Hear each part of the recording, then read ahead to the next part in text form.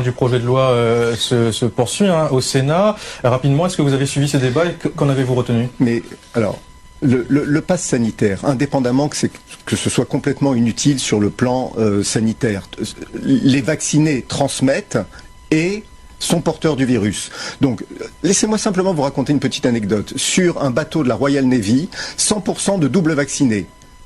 15 jours en mer, un cluster démarre, 100 marins ont été infectés par le Covid. Bon, voilà. Je vous laisse simplement porter vos conclusions. Mais je voudrais juste vous dire quelque chose. N'est pas la solution ultime. Il faut beaucoup miser sur les traitements. Revenons sur le pass sanitaire parce que c'est ça qui est le plus important aujourd'hui. C'est vraiment ça qui est le plus important. Très rapidement. Les gens sont terrorisés par cette loi. On leur demande de choisir entre se faire injecter un vaccin dans lequel ils n'ont aucune confiance ou quitter leur emploi.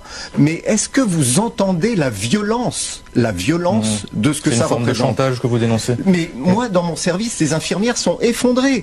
Aujourd'hui, dans la manifestation, il y a une petite dame, une gramoune en déambulateur qui vient me voir et qui me dit « Docteur, est-ce que vous pensez que je vais encore pouvoir me faire traiter à l'hôpital parce que je suis pas vacciné ?» Mais est-ce que vous vous rendez compte de ça?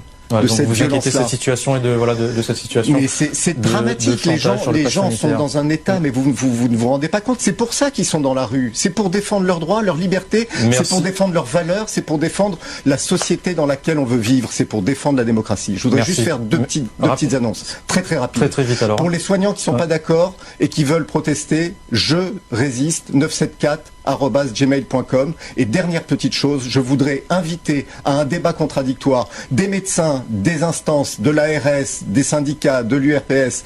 Donc vous demandez un grand débat. Oui, on demande un grand débat docteur contradictoire. Et c'est pas parce qu'on est en urgence sanitaire qu'il ne faut pas discuter. Il faut réouvrir la discussion. Le débat a été confisqué sous prétexte d'urgence sanitaire. Non, il faut parler. Merci docteur Vincent Bentolila d'avoir accepté notre invitation ce soir sur La Première.